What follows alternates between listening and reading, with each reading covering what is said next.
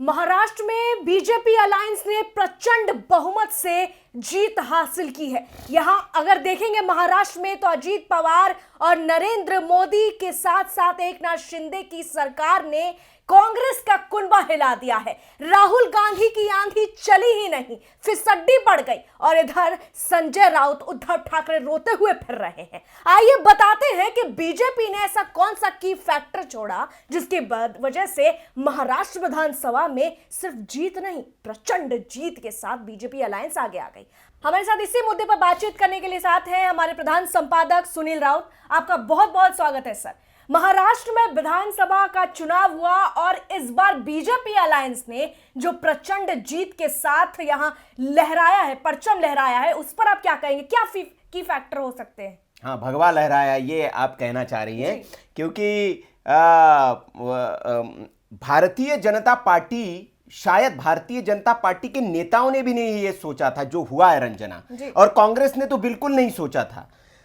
संजय राउत की जो press conference है सुबह सुबह की 10 बजे जब उनका भोपू बजा, मतलब वो वहां महाराष्ट्र के नेताओं की भाषा में मैं ये कह रहा हूं कि पत्रकार की भाषा नहीं है उनको, क्योंकि भोपू कहा जाता है, तो मैं कोट इन कोट है। जब महाराष्ट्र में सुबह 10 बजे भोपू बजा तो सबसे पहले मैंने जब प्रेस कॉन्फ्रेंस सुनी संजय राउत की तो मेरी हंसी छूट गई।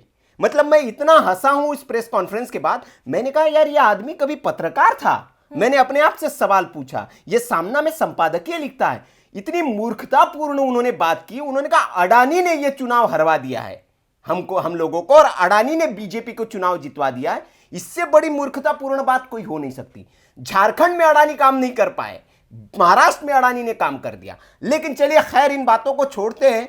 भारतीय जनता पार्टी नित महायुति की अगर बंपर जीत महाराष्ट्र में हुई है तो इसका सेहरा किसके सर बनता है, कौन है इस जीत के पीछे, उस पर हम बात करेंगे। तो मैं सबसे पहले यह बताऊंगा कि भारतीय जनता पार्टी को महाराष्ट्र में मुसलमानों ने चुनाव जितवाया है। क्या बात कह रहे हैं आप? जी हाँ, ये सुनकर आप हैरान हो जाएंगे, हमारे दर्शक हैरान होंगे कि जो मुसलमान वोट नहीं देते बीजेपी को, उस मुसलमानों ने बीजेपी को चुनाव कैसे जितवा दिया। तो महाराष्ट्र में अगर ये डेटा अगर आप देख रहे हैं स्क्रीन पर, 124 भारतीय जनता पार्टी बम्पर जितनी सीटें, पिछले बार 105 सीटें थी भारतीय जनता पार्टी के पास, इस बार 139 सीटों पर लड़ी है और 126 सीटें जीती है। स्ट्राइक रेट देखिए भारतीय जनता पार्टी का, और ये सारा का सारा मुसलमानों के बदौलत है, महाराष्ट्र के मुसलमानों के बदौलत है।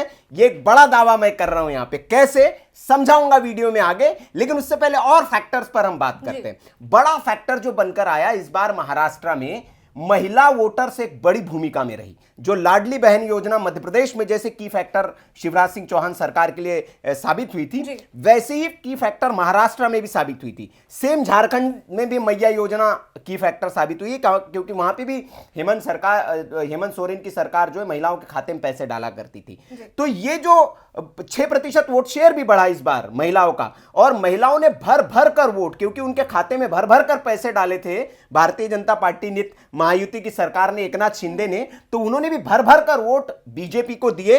इसलिए इतना बड़ा आंकड़ा जो है ये दिखा। ये पहला फैक्टर। दूसरा फैक्टर, राष्ट्रीय स्वयंसेवक संघ ने जमीन पर उतरकर वहां जो मेहनत की, जिस तरह की हरियाणा में मेहनत संघ ने की थी, वही मेहनत उन्होंने महाराष्ट्र में की। गांव गांव जाकर उन्होंने लोगों को समझाया, घर घर जाकर उन्होंने लोगों को समझाया कि एक रहोगे तो सेफ रहोगे, बटोगे तो कटोगे। ये जो नारे थे, ये जो नैरेटिव्स थे, इस नैरेटिव्स को संघ के कार्यकर्ताओं ने जमीन पर जाकर, और इस बार संघ ने बोलकर ये किया। जैसे हरियाणा में हिडन तौर पर उन्होंने किया था, लेकिन संघ ने इस बार बोलकर किया कि महाराष्ट्र में हमारा पूरा जो तंत्र है, और न सिर्फ संघ बल्कि 126 हिंदुत्ववादी संगठन थे जो महाराष्ट्र में सक्रिय थे और भारतीय जनता पार्टी के फेवर में काम कर रहे थे।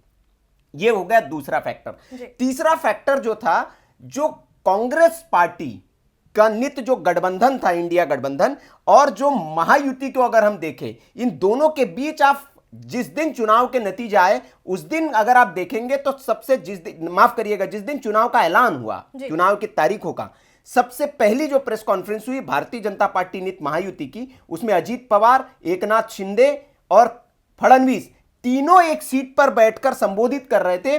सीट का बंटवारा तब नहीं हुआ था, लेकिन उन्होंने कहा कि हम मिलकर चुनाव लड़ेंगे, हमारे बीच कोई मतभेद नहीं है। वहीं दूसरी तरफ अगर हम देखें तो नामांकन के आखिरी दिन तक सिर्फ फुटअव्वल महाविकास आघाड़ी में देखने को मिली। कौन कितनी सीटों पर लड़ेगा, एक दूसरे पर आरोप प्रत्यारोप, वो कह रहे उसको हरा देंगे, वो कह रहे उसका घर बर्बाद कर देंगे, अबू आजमी अलग धमकी दे रहे थे।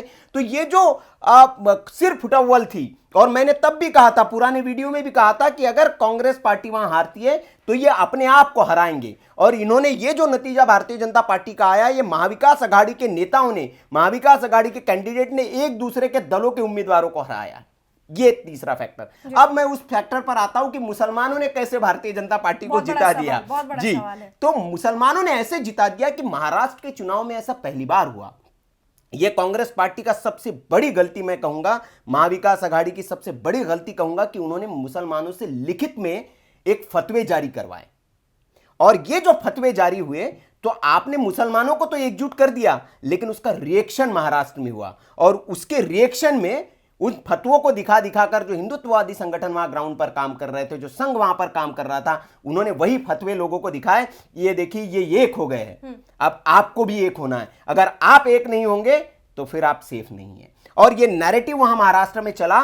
और ये जो मुसलमानों की एकजुटता थी, जो फतवे थे, ये बीजेपी की इस जीत में कारण बने।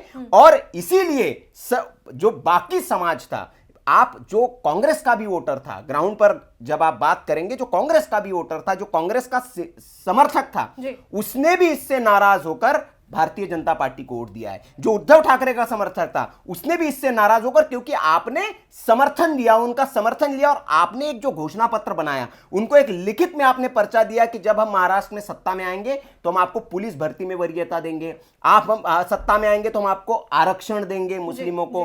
तो ये जो वादे किए गए मुसलमानों से लिखित में, नाना पटोले ने हस्ताक्षर करके, ये जो हस्ताक्षर है, हार का हस्ताक्षर वहां पर बन गया रंजना। और ये इसीलिए मैं कह रहा हूं कि ये जो हार है, ये मुसलमानों की वजह से भारतीय जनता पार्टी जीती है, और मुसलमानों की वजह से कांग्रेस पार्टी और ये जो महाविकास आघाड़ी है, ये हारी है चुनाव। और ये मंथन करने की जरूरत है। कांग्रेस पार्टी बार बार वही गलती करती है। 2014 में भी जब कांग्रेस पार्टी की बहुत बुरी हार हुई थी लोकसभा चुनाव में, तो ए.के. एंटनी ने एक कमेटी बनाई थी, और उसकी जो रिपोर्ट आई थी, उस रिपोर्ट में भी कहा था कि जो हिंदुत्व के खिलाफ जो आपका बयानबाजी होती है, जो हिंदुत्व के खिलाफ आपकी जो क्रियाकलाप है, वही आपको इस बुरी हालत में ले जा रहे हैं। और इस पर कांग्रेस पार्टी को मंथन मनन चिंतन करना चाहिए। उसके बाद राहुल गांधी ने जनेऊ पहना, मंदिरों में गए, त्रिपुंड भी लगाया, धोती भी पहनी, लेकिन फिर राहुल गांधी को उनके वामपंथी मित्रों ने कंफ्यूज कर दिया कि नहीं भैया, ये इधर आप कर रहे हैं, लेकिन ये फायदेमंद नहीं हो रहा है। फिर उन्होंने अपनी इधर, तो राहुल गांधी अल्टी पल्टी जो कंफ्यूजन वाली उनकी स्थिति है, वो एक मोड ही नहीं ले पा रहे। उनके बरख साहब अरविंद केजरीवाल को देखिए, अरविंद केजरीवाल से बड़ा कोई वामपंथी था, लेकिन उन्होंने जो पलटी मारी है 360, भारतीय जनता पार्टी उनसे डील नहीं कर पाती है। क्यों? क्योंकि अरविंद केजरीवाल जो है भारतीय जनता पार्टी के पिच पर जाकर खेलते हैं, हनुमान मंदिर में जाकर हनुमान चालीसा भी पढ़ देते। एक वक्त उनकी नानी ने उनसे कहा था, दादी ने, कि भैया जहां हमारे भगवान राम वहां नहीं रह सकते जहां आप किसी की मस्जिद गिरा देंगे, लेकिन वो उसी जगह जाते हैं, उसी राम मंदिर में पूरे परिवार के साथ जाते हैं और तस्वीर भी खिंचाते हैं। ठीक है, तो ये अरविंद केजरीवाल जो है वो जानते हैं कि वक्त के साथ कैसे पलटा जाए, लेकिन कांग्रेस पार्टी जो है कंफ्यूज हो जाती है। और कंफ्यूजन का नतीजा फिर डेटा में आता है, तो फिर कहते हैं कि अडानी जी ने, अब तो ईवीएम खत्म हो गई ना, ईवीएम पे तो बहुत सफाई आ गई, तो अब अडानी पे आ गया कि अडानी ने जो है सारे मतदान केंद्रों पर वो खुद गए और उन्होंने सारी ईवीएम में डेटा बटन से चेंज कर दिया और फिर ये चुनाव जीत गए। मतलब ये मूर्खता वाली बात है संजय राउत की, कि उनको समझना चाहिए कि चुनाव की एक प्रक्रिया है। बार बार चुनाव आयोग कह चुका है, जब मशीन सील होती है तब आपका आदमी वहां खड़ा होता है, जब मशीन खुलती है तब आपका आदमी खड़ा होता है, जब वोटों की गिनती होती है तब आपका आदमी खड़ा होता है। तो वो क्या भांग पी के बैठता है वहां पे? वो क्या चरस पी के बैठता है? तब वो आपत्ति क्यों नहीं करता है? और जब बाहर निकलकर आप हार जाते हैं तो आप कहेंगे कि ईवीएम गड़बड़ है। तो ये मूर्खता भरी बातें विपक्ष की है, और यही मूर्खता भरी बातें इनको चुनाव में जो है वो पराजय के मुंह तक ले जाती है। और आप हर बार इस तरह के, क्योंकि आप रियल रीजंस जो है उसको देखते ही नहीं है। कहते हैं कि धूल चेहरे पे थी और साफ आईना करते रह गए, तो ये आईना रोज साफ करते हैं, चेहरे की धूल हटा ही नहीं रहे। मतलब कहीं ना कहीं आप महायुक्ति के बारे में ये कह रहे हैं कि हरियाणा चुनाव वो हारे। पहले तो अगर मैं थोड़ा पीछे जाऊं विधानसभा चुनाव में, हरियाणा की हार का हमने विश्लेषण किया था। वहां जो कांग्रेस की सिर्फ उठव्वल थी, आपसी मतभेद था, वही उनको ले डूबा। अब उसके बाद उसके बाद जिसको वहां पे हीरो बनाया, जिस फोगाट बहन को, जो पहलवान जो झंडा लहरा के आई थी विदेश में, मेडल जीत के आई थी, नहीं वो जा नहीं रही, गायब है। पोस्टर लग गए इनके कि भैया जुलाना में कहीं इनको देखा जाए, विधानसभा में नहीं पहुंची वो सत्र में। तो ये तो नतीजे, आप किसको हीरो बनाते? कांग्रेस पार्टी अपना किसको हीरो बनाती है? ये भी बस आपने कोई तुरंत वाला मुद्दा आया और उसने उठा के आपने कन्हैया को हीरो बना दिया। कन्हैया चुनाव नहीं जीत पा रहे आपके, बार बार वो राहुल गांधी की तरह उनको लॉन्च करते हैं, फेल हो जाते हैं रॉकेट। तो ये है, आप किसको हीरो बनाना यही नहीं पता। और खास बात तो ये कि कन्हैया कुमार उतरे खूब पुरजोर, उन्होंने प्रचार प्रसार भी किया, लेकिन उसमें सवाल ये भी रहा कि वो इस बीच बेटी और बहू तक आ गए, परिवार तक आ गए, लेकिन ये बहुत बड़ा डेंट हो गया। देखिए सिंपल महाराष्ट्र में जो है ना, लोग बहुत भावनात्मक है। मैंने कहा कि मुसलमानों वाला मुद्दा वहां बहुत चला है, एकजुट हुआ है हिंदू वहां का पूरा। जो कांग्रेस का वोटर था उन्होंने भी, जब मैंने ग्राउंड पे बात की, उन्होंने कहा कि यार ये बताइए, ये पार्टी जो है ये हमारा आरक्षण दे देगी, वो हमारा बात आ जाती है ना, हमारा आरक्षण दे देगी, हमारे पुलिस में वरीयता दे देगी। जब घर की बात आई तो हाँ, और कहे कि हमारे बहु बेटियों पर ये बाहर का लौंडा आके, ऐसी बात है, मतलब मैं उनकी बातें कर रहा हूँ, बोले बाहर का लौंडा आके, बिहार से लौंडा आके हमारी बहु बेटियों पर बात करेगा। हाँ, तो ये बड़ा वहां पर मुद्दा बना। और ये जो कांग्रेस पार्टी समझ ही नहीं पाती, मस्खरी करने में लग जाते हैं। आप चुनावी रैलियों में गंभीर मुद्दों पर बात करिए, आप मस्खरी करनी है तो फिर जोकरों को ले जाइए, जोकरों से संबोधित करवाइए। सवाल आपसे ये है कि ये जो कांग्रेस है, ऐसे अब जैसे हरियाणा में आपने कहा कि पहलवान को उतार दिया, हालांकि वो जुलाना से गायब है, पोस्टर छप रहे हैं। दूसरी तरफ महाराष्ट्र में, तो क्या ये गलती मानी जाए कि जो यहाँ कांग्रेस की अलायंस है वो प्रचार करने के लिए जिन चेहरों को उतारती है वो सिर्फ मस्खरी करने के लिए उतारती है, भाषणबाजी करने के लिए उतारती है? इसमें कुछ दम नहीं होता है, क्योंकि अगर देखा जाए बेसिकली क्या है रंजना, मैं इस पर एक कहूंगा कि एक ना पार्टी में देखिए, युद्ध जो है सेना लड़ती है, लेकिन युद्ध को निर्देश देने वाला सेनापति होता है, और सेनापति व्यूह की रचना करता है। सेनापति के निर्देश पर सेना लड़ती है। सेनापति ही नहीं है आपके पास, सेना क्या करेगी? वो तो बेचारा एक तलवार लेके निकल रहा है, एक भाला लेके, एक तोप लेके निकल रहा है, उसको पता ही नहीं कि तोप कहां चलानी है, तलवार कहां चलानी है। जहां तोप चलानी है वहां तलवार लेके जा रहा है, वहां मर जा रहा है, और जहां तलवार लेके जाना वहां तोप मार रहा है, वो तो गोला मिस फायर हो जा रहा है। तो ये आपकी स्ट्रेटेजी नहीं है, स्ट्रेटेजी बनाने वाला कोई नहीं। खरगे साहब को आपने अध्यक्ष बना दिया, झारखंड में प्रचार करने जाते हैं, वहां मंच से वो पूछ देते कितनी सीटें हैं राज्य में, उनको ये तक नहीं पता कि कितनी सीटें हैं, तो क्या ये बनाएंगे? लेकिन कांग्रेस ने मजाक बनाया था जब यहाँ जो कंगना रनौत है महाराष्ट्र में, उन्होंने प्रचार, कंगना रनौत की फैक्टर नहीं है रंजना, कंगना रनौत एक फेस है।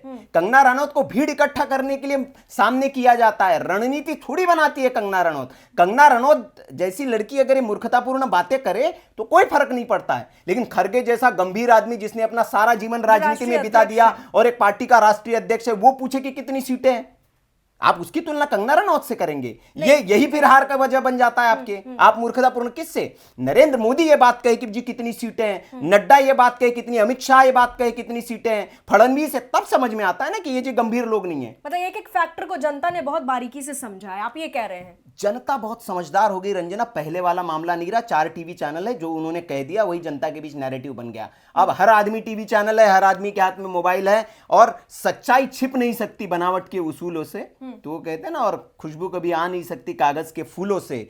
तो कागज के फूल जो है वो कब तक खुशबू देंगे? वो कागज के फूलों से खुशबू नहीं, बहुत आप संविधान लहराएंगे, खत्म करने का प्रोपेगेंडा फैलाएंगे, आप कहेंगे आ जाएंगे तो महिलाओं के खाते में डाल देंगे। अरे भाई, जहां जीते हैं वहां डालो ना, किसने रोका है? वहां आप डाल नहीं रहे हैं और कह रहे हैं कि महाराष्ट्र में आएंगे और डाल देंगे। तो जनता समझती है कि सिर्फ कागज के फूल दिखाने से खुशबू नहीं आएगी, कमल का फूल दिखाना पड़ेगा आपको, जो कि खिल गया है, तब खुशबू आएगी। जी, जो कि खिल चुका है महाराष्ट्र में। बहरहाल आपका बहुत बहुत शुक्रिया। और अब देखा जाएगा कि जो बीजेपी अलायंस है महाराष्ट्र में, अब यहाँ पे सबसे बड़ा पेच फंसेगा कि मुख्यमंत्री कौन बनेगा। मुख्यमंत्री देवेंद्र फडणवीस बन रहे हैं, मैं आपको बता दूं। हाँ, लेकिन इसमें यह है कि भारतीय जनता पार्टी, इसमें रंजना ये भी हो सकता है कि चूंकि कहा गया कि एकनाथ शिंदे को ही, इसमें यह हो सकता है एकनाथ शिंदे अपनी ओर से कहे कि नहीं, वो बैकफुट पर आए कि नहीं हम चाहते हैं कि देवेंद्र फडणवीस बने, लेकिन भारतीय जनता पार्टी ये नहीं करेगी। मैं आपको बता दूं उसकी रीति नीति ये रही है, वो शिंदे को ही आगे करेगी और शिंदे को ही मुख्यमंत्री बनाएगी।